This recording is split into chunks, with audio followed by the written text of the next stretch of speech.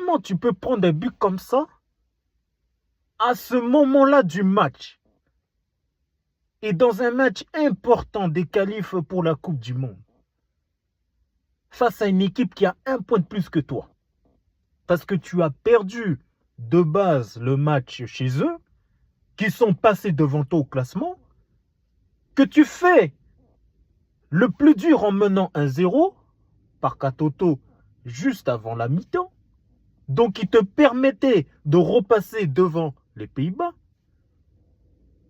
mais que tu prends un but stupide qui permet en fait aux Pays-Bas de ramener un match nul. Non, ça c'est incroyable. En sachant que tu as fait le plus dur, le Pays-Bas a fait un très bon match. Tu mènes au score avant la mi-temps, tu les tues moralement. Et là, cette cascade, j'ai pas de mots pour décrire ça. Tu prends un but comme ça. Non, c'est terrible. Franchement, c'est terrible. C'est terrible. Il y a des choses dans le football, je peux bien comprendre. Mais là, je ne comprends pas. Ce soir, j'ai dormi, je ne vais pas comprendre. Demain, dimanche, je ne vais pas comprendre. Ni même le lundi qui vient, je ne vais pas comprendre en fait. Non. Un match important comme ça qui... Non. Non. Non, je ne comprends pas. Quelle frustration. Quel gâchis. Quelle occasion manquée. Quelle bêtise. Pourquoi? Je ne comprends pas. Je comprends pas comment cette équipe a fait pour encaisser un but. Non. Non, non, non. D'autant plus que le match a été compliqué. Tu mènes au score. Tu as l'appui du public. La deuxième période était beaucoup plus intéressante que la première. Niveau française, bien évidemment. Que même la lumière est éteinte. On dirait même la photo de profil de Marie-Antoinette Katoto. Mais je comprends pas. Je comprends pas. Même la lumière, elle est éteinte, tout ça. Là, on dirait que là, il n'y a pas de... Attends, on va essayer de faire quelque chose là. Attends. Voilà, hop. Mais voilà, non, c'est un match frustrant. C'est un match frustrant. Et il y avait besoin de gagner pour repasser devant les Pays-Bas. Donc la conséquence est que tu es derrière, l'équipe de France féminine est derrière le Pays-Bas à un point. Et il reste 2 journées. Donc ça veut dire que le classement ne dépend plus de toi. Elle ne dépend plus de l'équipe de France féminine. Le classement va dépendre du Pays-Bas si elle gagne ou si elle fait match nul ou si elle perd. Mais c'est grave. Oh, non, tu peux pas prendre un but comme ça. Non, pas là, pas là. Match amicaux ou face à une équipe beaucoup plus forte, tout ça. Non, mais là, non. Non, je sais que je mélange tout, mais tu peux pas prendre un but comme ça. Elisa Meda, qu'est-ce que tu as fait?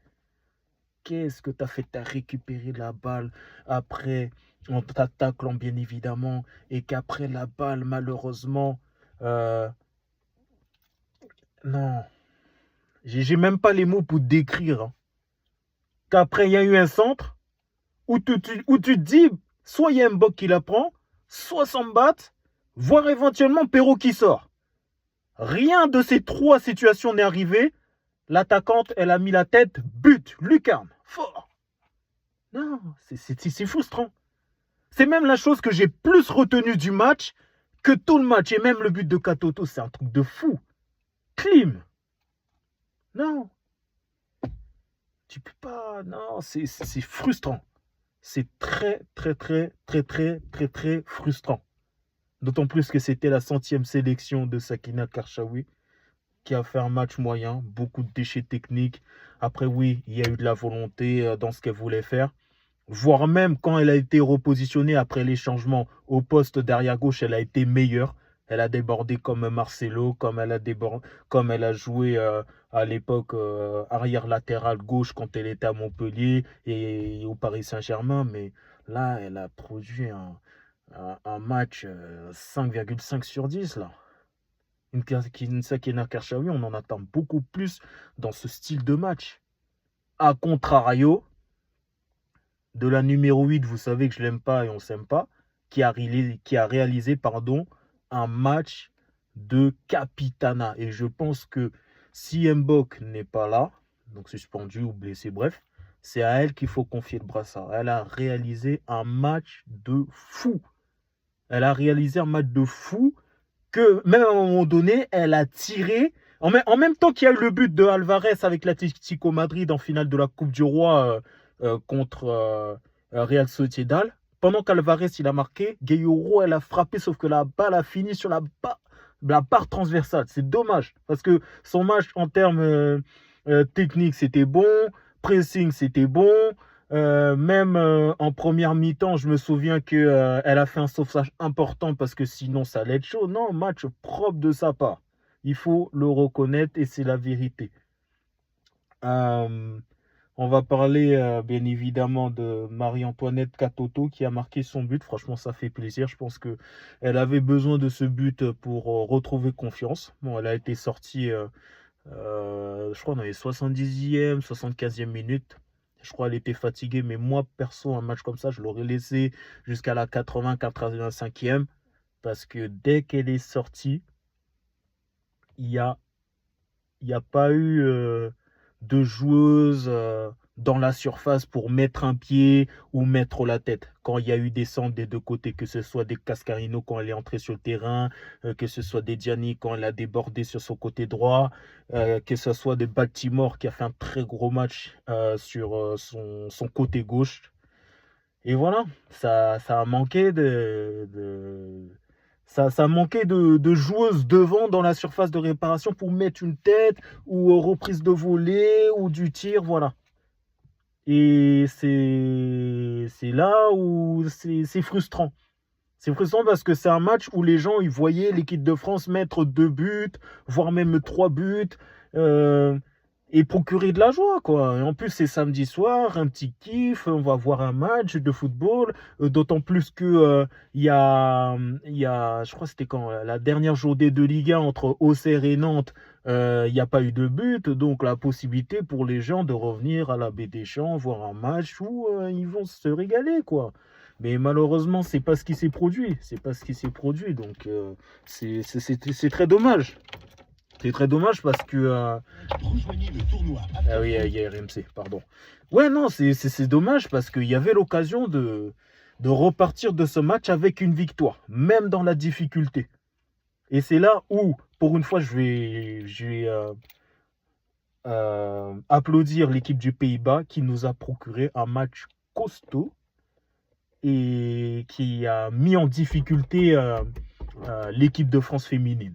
Oui, c'est le cas de le dire. Le bloc des Pays-Bas féminines a été très, très, très, très, très performante. Très performante, Diani. À un moment donné, t'es là, deuxième mi-temps, sur ton côté droit.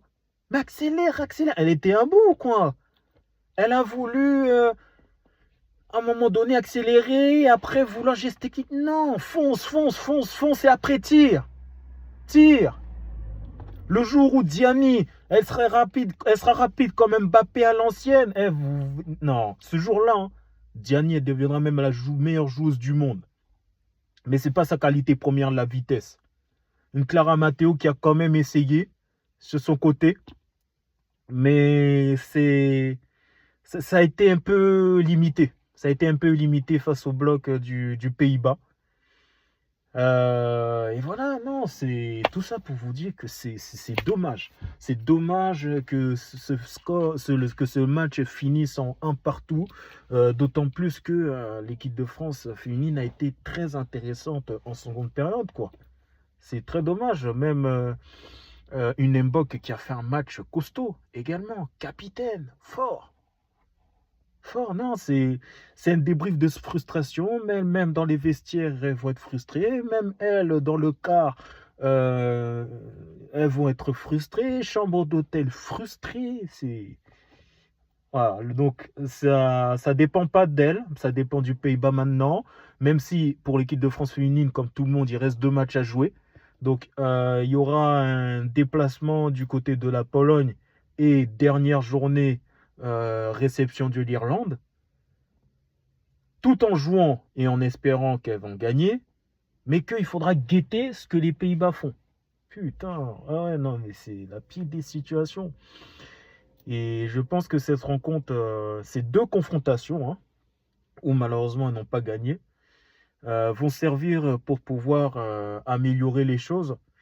Et je pense que une Anaël Lemoguedec qui a fait, d'après ce que j'ai entendu, parce que j'ai pas pu suivre le match aller, un excellent match à l'aller, bien évidemment, que là, je pense qu'elle aurait apporté un tout petit plus.